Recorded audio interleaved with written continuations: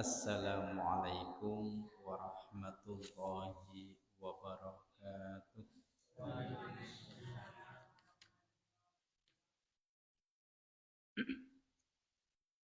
Bismillahirrahmanirrahim. Alhamdulillahilladzi arsala rasulahu bil huda wa dinil haq liyudhhirahu 'ala dini kullih wa kafa billahi syahida. Ashhadu an la ilaha illallah wahdahu la syarika lah wa ashhadu anna Muhammadan abduhu wa rasuluhu la nabiyya ba'dah. Allahumma salli wa sallim ala nabiyyina wa maulana Muhammad wa ala alihi wa ashabihi wa barik wa sallim ajma'in. Qala Allah ta'ala fi kitabihil karim, a'udzu billahi minasy syaithanir rajim. Bismillahirrahmanirrahim. Ya ayyuhalladzina amanu taqullaha haqqa tuqatih wa la tamutunna illa wa antum muslimun. Shadaqallahul azim. Amma ba'd. Para sepuh bin sepuh, para bapak, para ibu, para sederek, jamaah salat maghrib mushola Baitul Maqdis yang saya hormati dan yang mudah-mudahan senantiasa dirahmati oleh Allah Subhanahu wa taala, dan mudah-mudahan Bapak Ibu dalam keadaan sehat semua. Amin ya rabbal alamin. Marilah pada kesempatan malam hari ini seraya kita bersyukur kehadirat Allah Subhanahu wa taala. Alhamdulillah kita masih diberikan oleh Allah kenikmatan yang begitu banyak. Salah satu di antaranya adalah kenikmatan sehat. Bersyukurlah Bapak Ibu kalau sampai hari ini anggota tubuh kita, ya, semisal kaki kita masih bisa digerakkan, seraya bisa digerakkan ketika kita ruku, ya, kemudian ketika kita duduk tasyahud awal maupun duduk tasyahud akhir. Begitupun ketika tangan kita masih bisa digerakkan untuk mengangkat tangan kita saat kita bertakbir. Kita mengangkat tangan kita, kemudian kita bersyukur kepada Allah karena mata kita masih bisa untuk melihat. Mata kita masih bisa untuk melihat Al-Quran. Bagi Bapak Ibu yang terbiasa membaca Al-Quran atau masih bisa untuk membaca buku dan kitab, termasuk saya, di samping juga kita masih bisa untuk melihat yang lain, maka kita bersyukur karena mata kita masih dalam keadaan normal, masih dalam keadaan sehat untuk bisa melihat keindahan yang ada di dalam dunia ini.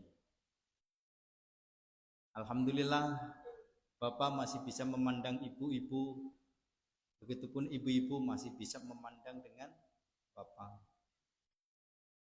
Kita bersyukur. Kemudian kita bersyukur kepada Allah Subhanahu wa taala. Mohon maaf, telinga kita masih normal. Apapun mungkin ada di antara kita yang mungkin sedikit berkurang pendengarannya, itu kita maklumi karena umur kita makin bertambah. Tetapi secara umum kita masih dalam keadaan normal. Artinya masih bisa untuk mendengarkan. Ketika azan berkumandang, kita masih mendengarkan azan. Ketika ada pengajian seperti ini, kita masih bisa mendengarkan. Di samping untuk mendengarkan yang lain, termasuk mendengarkan ketika kita lagi berbicara dengan orang lain. Kita masih bisa. Ini harus kita syukuri Bapak Ibu. Karena di luar sana sudah ada beberapa orang yang merasa pendengarannya sudah tidak bisa difungsikan. Ya. Maka kita bersyukur kepada Allah. Kemudian kita bersyukur kepada Allah Subhanahu wa taala bahwa penciuman kita masih normal ya. Kita bisa mencium bau yang wangi, yang apa Bu? Pesing ya. Atau yang lainnya itu ya. Jadi prinsipnya secara keumuman kita masih dalam keadaan sehat. Ini kita harus bersyukur. Jari jemari kita masih bisa digerak-gerakkan Bu ya. Ketika kita bertasyahud kita masih bisa mengacungkan jari telunjuk sebagai bukti bahwa Allah itu maha satu, Allah itu maha esa. Kita masih bisa menggerakkan. Coba kalau ibu-ibu jentiknya sudah nggak bisa digerak-gerakkan, ngepel baik kayak gini, ya susah. Ya, ibu-ibu nggak bisa masak, ibu-ibu nggak bisa ngulek karena jentiknya sudah gegem terus nggak bisa digerak-gerakkan. Nah, semua itu terkadang oleh kita itu tidak disyukuri. Ya, ibu-ibu terutama bersyukurnya kalau bapaknya kasih duit banyak baru itu bersyukur. Ya Bu. Padahal tidak itu aja. Semua yang kita nikmati ini adalah harus kita syukuri. Alhamdulillah Bapak Ibu, malam hari ini kita bisa ketemu lagi, kita bisa ngaji lagi. Mohon maaf, kemarin malam Kamis saya tidak bisa hadir, digantikan sama yang lain Bu. Apa memang libur? Libur ya, ya tanggal merah lah gitu ya. Jadi alhamdulillah malam Kamis kemarin posisi kita saat itu berada di Indramayu. Ya, jadi siangnya ada di Cirebon, malamnya ada di Indramayu sampai di Sukamandi, kemudian meluncur ke Cikampek, lalu ke Kerawang, paginya ke Cikarang dan Bekasi, ya. Siangnya ke Cakung, Jakarta Timur. Habis sholat duhur kita kembali ke Gerinting sampai habis sholat Isya di Gerinting. Jadi mohon maaf kemarin sempat libur Bapak Ibu, dan alhamdulillah malam hari ini kita bisa sambung kembali, dan bersyukurnya lagi malam hari ini kita mendapat tambahan jamaah ibu-ibu dari Mushola Al-Quwat, juga bapak-bapak ada dari Mushola Al-Quwat, karena Mushola Al-Quwat saat ini tengah dibangun kembali. Insya Allah nanti musholanya akan jauh lebih bagus, Ibu nggih. Berapa miliar anggarannya Pak? 1 M. Hebat. Kita doakanlah mudah-mudahan sukses. Salawat dan salam mari kita sampaikan kepada junjungan kita Nabi Muhammad sallallahu alaihi wasallam. Bapak Ibu, untuk malam hari ini tema kita adalah memperbanyak amal kebajikan, utamanya ketika dilanjut usia. Jadi orang kalau sudah merasa umurnya itu lanjut usia, maka diperintahkan untuk semakin memperbanyak kebajikan. Di sini Bapak Ibu, di kitab Riyadhus Shalihin ini disebutkan orang kalau umurnya sudah 60 ke atas itu dinamakan sudah lanjut. Jajal bapak-bapak yang umurnya sudah 60 ke atas ngaco. Nah, ini udah lanjut. Pak Jalil Nur Siddiq, Pak Sokiti juga. Iya. Ini udah lanjut. Kalau Pak Radijan sudah juga. Ibu-ibu yang sudah 60. Ya. Jadi kalau umur sudah 60 ke atas itu dinamakan umur lanjut. Sudah lanjut. Ya. Bahasanya aja ngaku esi nom bae. Aja ngaku esi gagah bae. Kalau sehat mudah-mudahan tetap sehat, mudah-mudahan ya. Tapi kalau sudah 60 enggak. Kalau saya 10 tahun lagi baru dikatakan lanjut. Kalau sekarang masih muda gitu ya. Karena baru mau ke 50. Ya. Nah, ketika usia itu sudah sampai ke 60, maka kita diperintahkan untuk semakin memperbanyak berbuat kebajikan. Nah, berbuat kebajikan Bapak Ibu itu nanti akan kita sampaikan di sini, yaitu banyak jalan kebaikan. Jadi orang berbuat kebaikan itu banyak, ya, banyak sekali. Kadang-kadang kita berpikir untuk bisa berbuat kebaikan itu seperti apa. Nah, insya Allah nanti di sini akan kita sampaikan. Di dalam Al-Quran surah Al-Baqarah ayat 215, A'udzu billahi minasyaitonir rajim. Qala Allah Ta'ala, wa ma taf'alu min khairin fa innallaha bihi alim. Allah Ta'ala berfirman, dan apa saja kebaikan yang kami perbuat, yang kamu perbuat, maka sesungguhnya Allah Maha mengetahui. Kemudian pada ayat berikutnya, wa qala ta'ala wa ma taf'alu min khairi ya'lamullah. Dan apa saja yang kamu kerjakan berupa kebaikan, niscaya Allah mengetahui. Dari dua ayat ini Bapak Ibu, bahwa apapun yang kita perbuat sekecil apapun, Allah itu mengetahui. Jadi Bapak Ibu tidak usah khawatir. Kalau berbuat kebaikan mungkin merasa nilainya kecil, itu tidak usah kecil hati, tidak usah pesimis. Ya. Kalau ada pembangunan masjid musola, ada yang mengatakan saya mau berinfak semen 20 sak karena duitnya banyak. Ada juga saya mau berinfak pasir 1 truk dam. Lalu ada lagi saya mau berinfak, saya cuma 1 sak semen karena saya orangnya rangda turwis tua lah kasih ngasap. Gimana? Kira-kira Allah terima ndak itu ya? Kan kadang-kadang begitu ya. Jangan khawatir. Ibu yang rangda tua wis ora bisa nyambet gawe tur lakasing luruh. Nengkene ana. Rangda tua. Nyong harapan luruh rangda nom. Jangan khawatir. Kalau kemudian kita berlomba untuk berbuat kebaikan, yang lain 20 sak, yang lain 10 sak, yang lain 1 truk pasir, yang lain misalkan besi sekian karnal dan sebagainya. Loh, saya kok cuma 1 sak.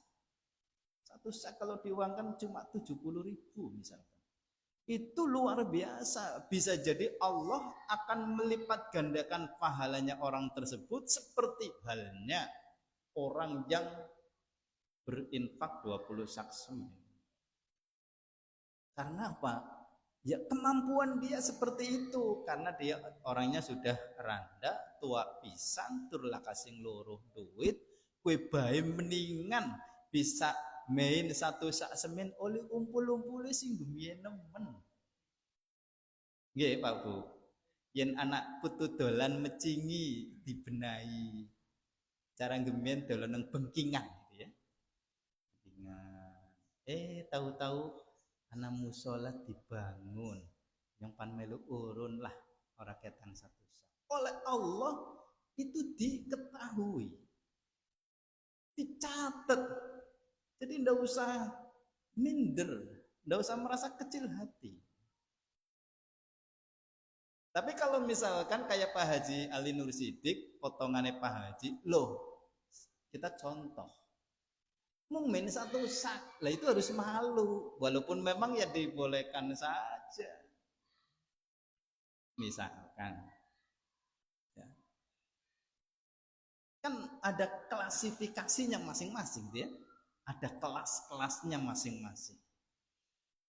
Seperti kemarin ketika Muhammadiyah mengumpulkan, kemudian ini ada tanah sekian jengkal mau dilelang, siapa yang minat untuk berwakaf berapapun dia mampu. Terus diedari surat kertas kosong, ada yang nulis saya berwakaf 1 jengkal. Mangane sak jengkal regane pira Baji? 10 juta. Aja deleng sak jengkale ning duite 10 juta. Ya kan? Bagi mereka yang uangnya banyak, rezekinya lagi kepenak, dia tulis 2 jengkal. 2 jengkal itu sudah 20 juta. Nah, seperti saya, pira ya? Ya wis lah, semampu saya gitu ya. Batire podo sak jengkal, rong jengkal dan lain sebagainya, saya setengah jengkal misalkan. Ya sudah lumayan. Atau pakai meteran sudahlah. Saya 5 meter. Bahkan ada yang cuma 1 meter. Tidak apa-apa. Kalau memang itu kemampuannya. Oleh Allah diketahui. Oleh Allah diketahui. Jadi berapapun besar kecilnya kita berbuat kebaikan, oleh Allah diketahui. Tidak usah khawatir. Dan tidak akan hilang. Tidak akan hilang. Kecuali kalau kita mempunyai sifat al-mannu. Ini perlu diingat-ingat Bapak Ibu. Berapapun kita pernah berbuat kebaikan, jangan sampai kita punya sifat al-mannu. Apa itu al-mannu? Al-mannu itu artinya mengungkit-ngungkit apa yang telah kita perbuat kebaikan itu. Itu namanya al-mannu. Itu akan hilang. Bahkan di dalam Al-Quran disebutkan orang yang berbuat al-mannu itu seperti atau bagaikan pasir yang ada di atas batu kemudian terkena air hujan. Luntur ndak Bu? Watu ndurana awune anak pasir terus kena udan.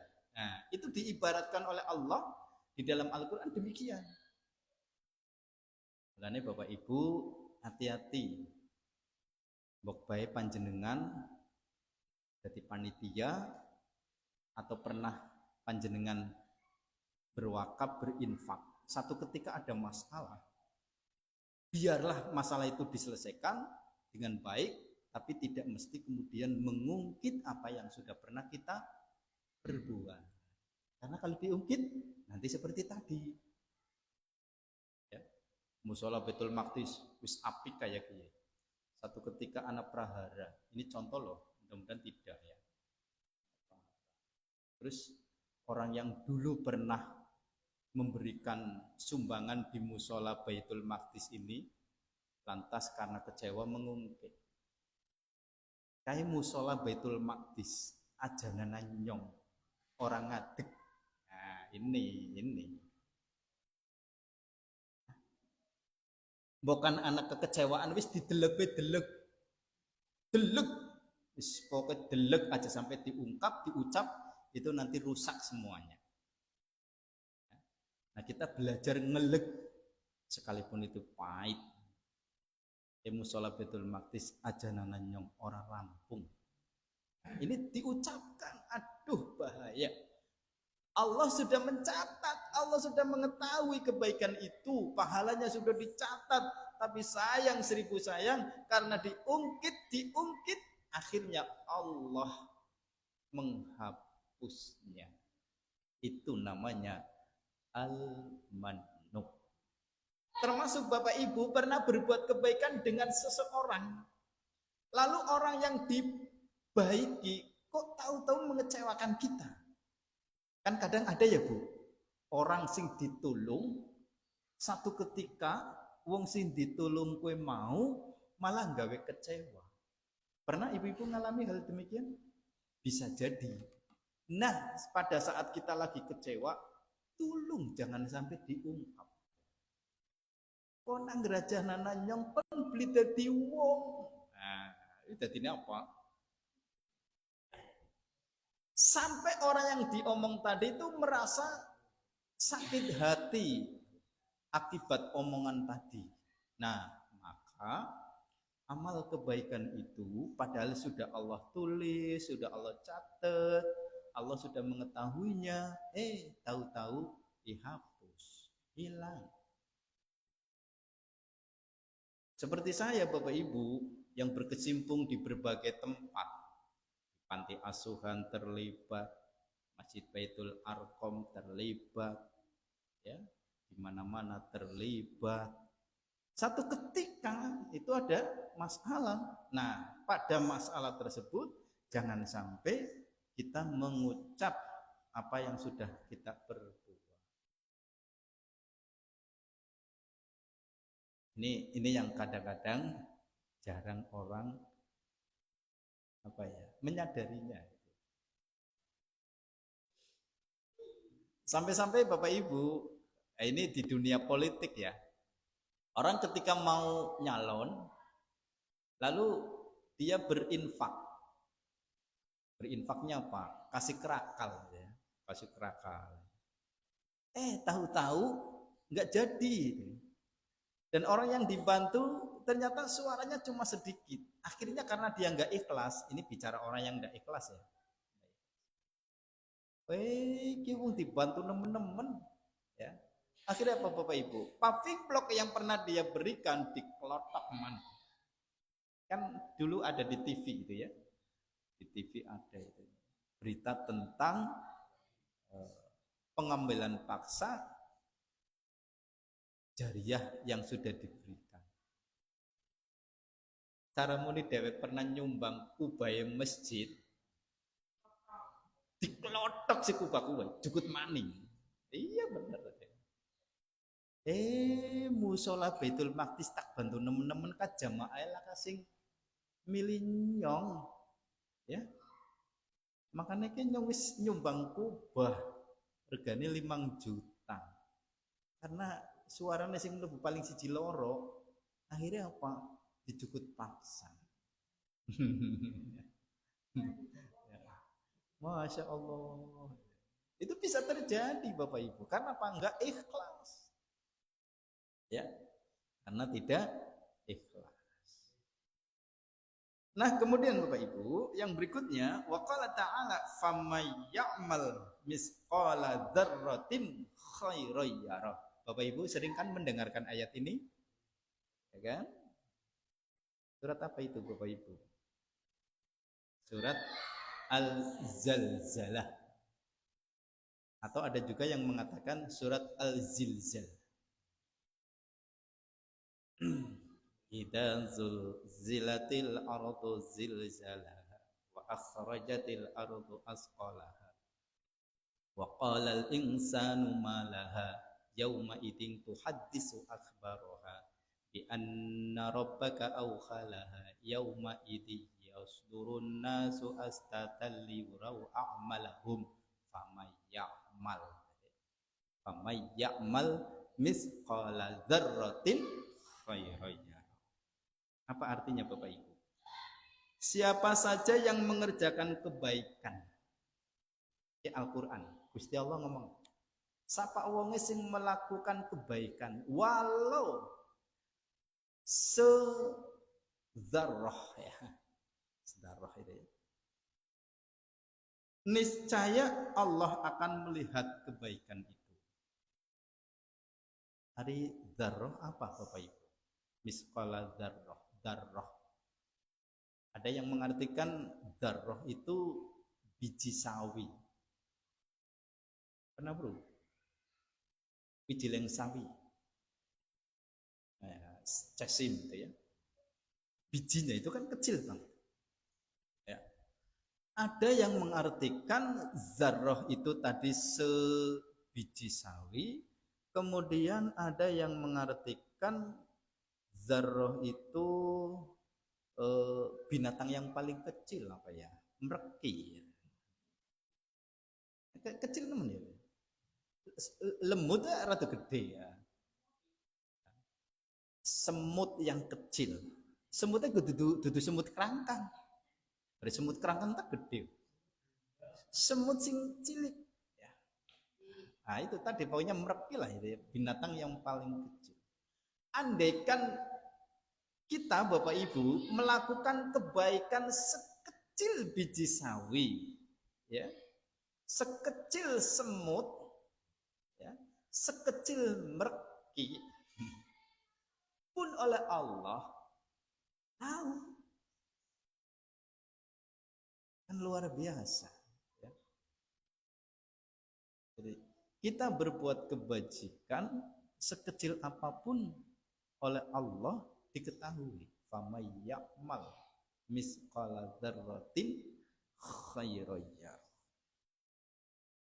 Begitupun sebaliknya, kalau kita berbuat kejelekan, berbuat kejahatan sekecil apapun, ya Allah tahu. Karena memang Allah itu maha mengetahui. Berikutnya, dalam Al-Quran surah Fussilat ayat 46, wa qala ta'ala man amila sholihan falinafsi. Siapa yang mengerjakan amal soleh, maka pahalanya untuk dirinya sendiri. Jadi bapak-bapak, ibu-ibu kalau melakukan kebaikan-kebaikan itu akan ibu bapak rasakan pahalanya untuk diri sendiri.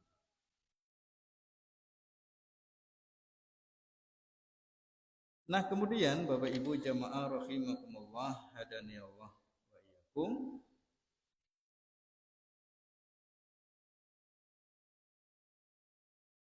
Yang berikutnya dalam sebuah hadis yang diriwayatkan oleh Muslim disebutkan bahwa dari Abu Dzar radhiyallahu an ia berkata, sesungguhnya Rasulullah Shallallahu alaihi wasallam bersabda, setiap pagi pada ruas tulang kalian terdapat sedekah. Setiap ucapan tasbih subhanallah adalah sedekah. Setiap ucapan tahmid alhamdulillah adalah sedekah. Setiap ucapan tahlil la ilaha illallah adalah sedekah. Setiap ucapan takbir Allahu akbar adalah sedekah. Memerintah kebaikan adalah sedekah, mencegah perbuatan yang mungkar yang dibenci adalah sedekah, dan 2 rakaat yang dikerjakan seseorang dalam salat duha telah mencakup semuanya. Bapak Ibu jamaah rahimakumullah, ketika kita membaca tasbih subhanallah ya Bu ya, itu oleh Rasulullah saat kita membaca tasbih itu dianggap sebagai sedekah. Saat kita membaca takbir Allahu Akbar itu adalah sedekah. Ketika kita membaca tahmid alhamdulillah itu adalah sedekah. Ketika kita membaca tahlil la ilaha illallah itu juga adalah sedekah. Pertanyaannya, Bapak Ibu berapa kali membaca tasbih dalam sehari? Berapa Bapak Ibu? Kalau kita rutin membaca zikir setiap habis sholat fardu, maka setidak-tidaknya kita membaca tasbih itu 33 kali 5. 33 kali 5. 33 setiap kali kita baca, kemudian kali 5-nya karena 5 waktu. Itu dibikin sehabis sholat 5 waktu. 33 kali 5 berapa Bapak? 165. Itu baru tasbihnya. Nah kemudian tahmidnya juga 33 kali 5. Kemudian takbirnya 33 kali 5. Kalau tahlil cuma sekali sebagai penutup, Allahu Akbar pada hitungan 33, kemudian disambung dengan la ilaha illallah wahdahu la syarikalah lahul mulku wa lahul hamdu wa huwa ala kulli syai'in qadir. Ada yang membaca la ilaha illallah wahdahu la syarikalah lahul mulku wa lahul hamdu yuhyi wa yumitu wa huwa ala kulli syai'in qadir. Boleh. Nah, itu oleh Rasulullah dianggap sebagai sedekah kita. Tapi juga jangan salah paham, ya. Jare munine maca subhanallah bisa sedekah. Terus orang tahu sedekah ning wong liya. Ya, itu namanya salah paham. Kan ibadah itu ada ibadah yang bersifat hablum minallah, ada juga ibadah yang bersifat hablum minan nas. Dan kedua-duanya harus berimbang. Lalu disebutkan tadi, dalam hadis tadi disebutkan bahwa orang ketika mengajak berbuat kebaikan itu juga dianggap sebagai sedekah. Kira-kira Bapak Ibu sudahkah pernah mengajak orang lain untuk berbuat kebaikan? Berbuat kebaikan bukan hanya untuk dirinya sendiri Bapak Ibu, tapi orang lain pun harus diajak. Terlebih anggota keluarga kita sendiri. Kalau kita bisa melakukan itu, maka itu sebagai sedekah. Tapi kalau tidak kita perbuat, pun nanti kita akan menjadi pertanggungjawaban. Yang penting kita pernah mengajak. Kira-kira Bapak Ibu pernahkah mengajak kepada keluarga kita dan tetangga kita bagi mereka yang belum mau sholat? Sudah pernah apa belum? Akeh Bapak Ibu, wong wis sungkan.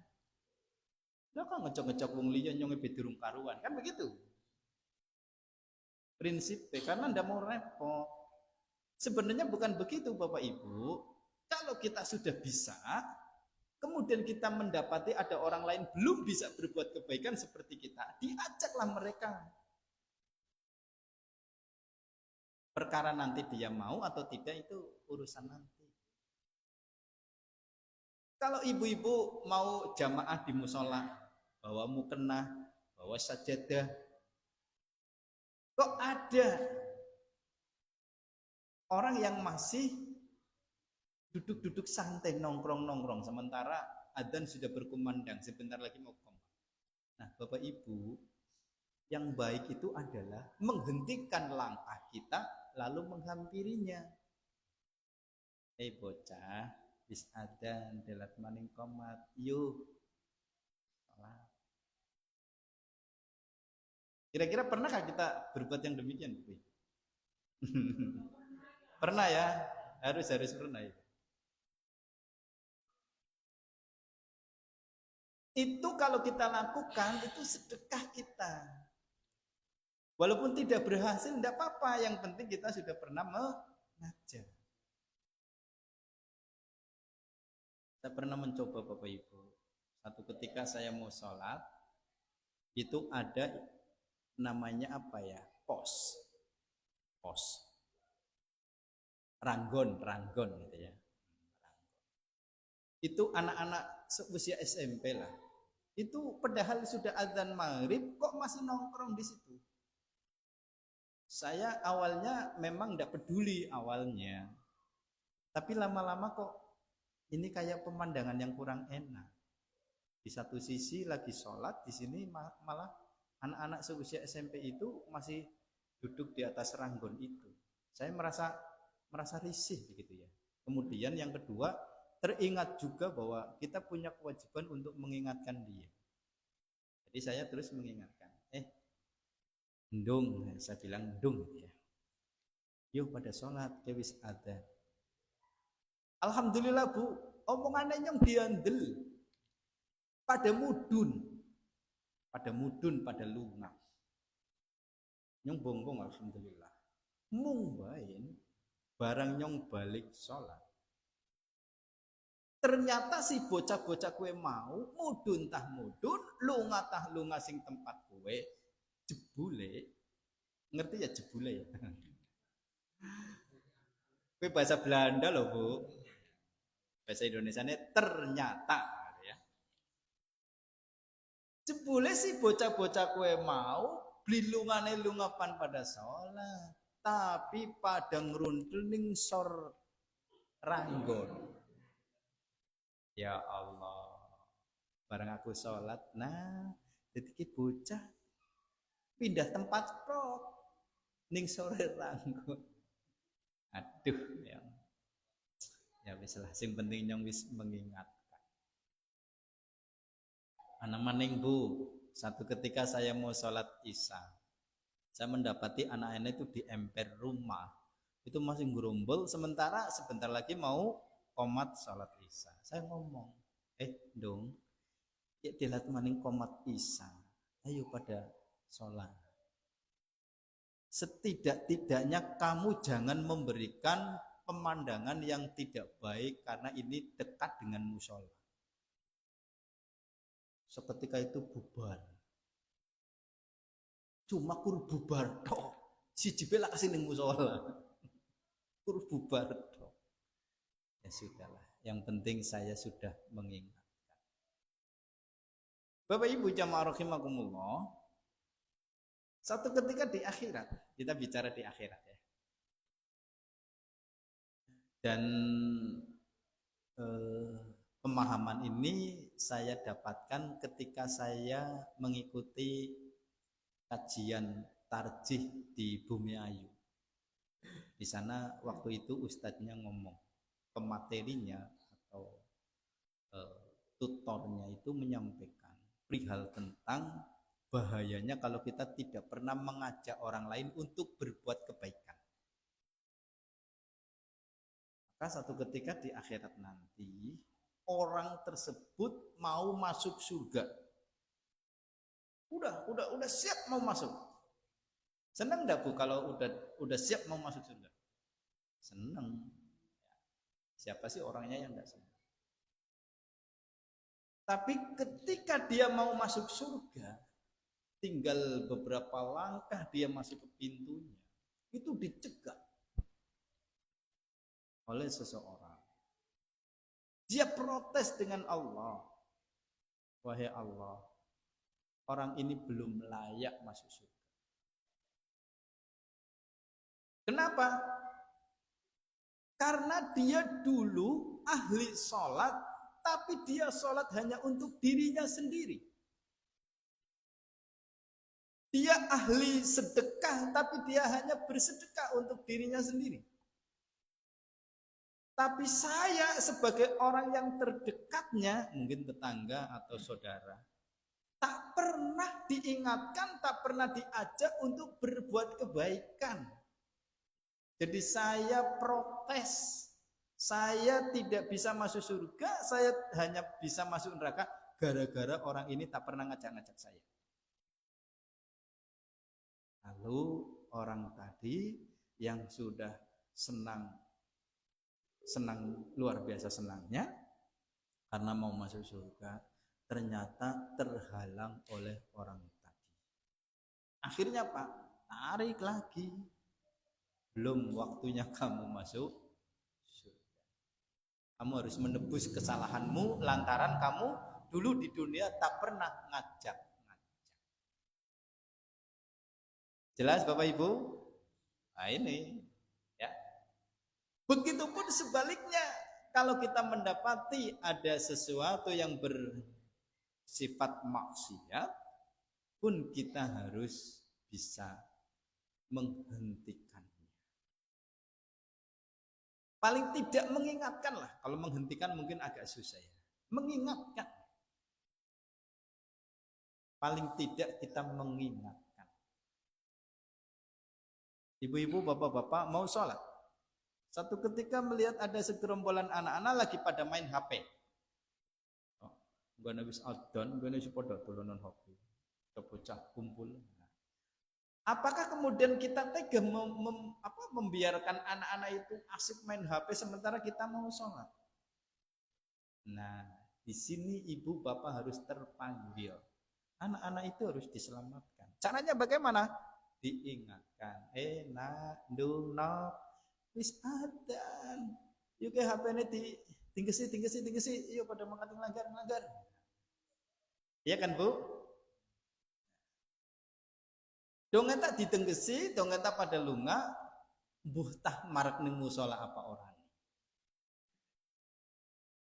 Paling tidak kita sudah mengingatkan. Biar nanti besok di akhirat kita tidak diprotes oleh anak-anak tadi. Apalagi kalau itu terjadi kepada anak-anak kita.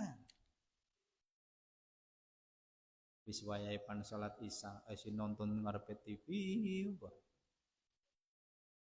nak ndung, yo wis adzan isya, engko gen mak, cik tanggung sinetrone lagi rame-rame gitu.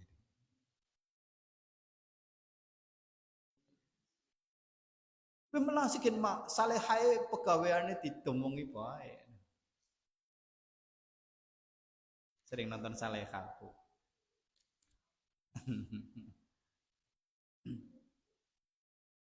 Sebenarnya orang nonton TV boleh-boleh saja. Silakan. Simpan ditonton apa sinetron, apa permainan bola atau apa. Sebatas itu tidak maksiat juga ya. Tetapi saatnya kita harus beribadah, matikan TV, kita beribadah. Termasuk HP. Nah, sekarang ini gangguannya kita itu bukan hanya saja pada TV, tapi juga HP. Dan HP ini paling berbahaya melebihi TV. Makanya Bapak Ibu, saya terus terang saja secara pribadi itu prihatin sekali. Nengkene lagi adzan, Baitul Maqdis adzan, musola Al-Quwat adzan, musola Baitul Jannah adzan, musola mana lagi pada adzan. Kita masih nonton TV, wis kaya gue TV ne Tarling Cirebonan. Masya Allah.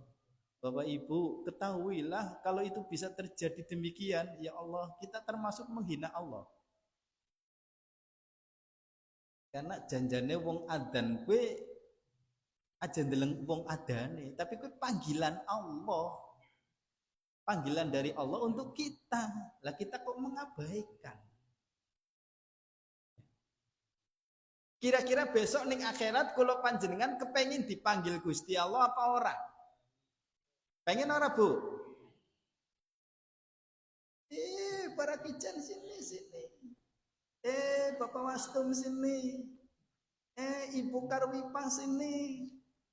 Ibu Haja Aisyah sini. Ibu sini orang arane mene. Itu akan dipanggil Bapak Ibu. Ketika kita dipanggil oleh Allah, kira-kira seneng enggak? Nah, kalau kita mau dipanggil oleh Allah kelak di akhirat, makanya di dunia ketika dipanggil oleh Allah dihiraukan. Kalau nggak dihiraukan ya bahaya. Akhirat nggak akan dipanggil oleh Allah. Kita cuma mengeluh, kita cuma menyesali. Ya nyong ben kala gini alam dunia nek ada dipanggil Gusti Allah, orang tahu gubris. Akhirnya pada nang akhirat nyong uripe susah kayak kila kasih manggil. Itu. Ya, jadi Bapak Ibu, mengajak orang lain berbuat kebaikan itu juga bagian dari sedekah. Mengingatkan orang lain ketika berbuat maksiat itu pun juga merupakan sedekah. Jadi masya Allah sedekah itu banyak sekali. Makanya di sini temanya adalah banyaknya jalan kebaikan. Apapun ya, kalau itu bernilai kebaikan sekalipun kecil sedikit oleh Allah dicatat. Demikian Bapak Ibu, karena sudah adzan Isya, saya rasa pengajian kita cukup sampai di sini. Insya Allah nanti kita lanjutkan pada pertemuan malam Kamis yang akan datang. Insya Allah. Mari kita akhiri pengajian malam ini dengan membaca doa. Subhanakallahumma rabbana wa bihamdika asyhadu an la ilaha illa anta astaghfiruka wa atubu ilaik. Assalamualaikum warahmatullahi wabarakatuh.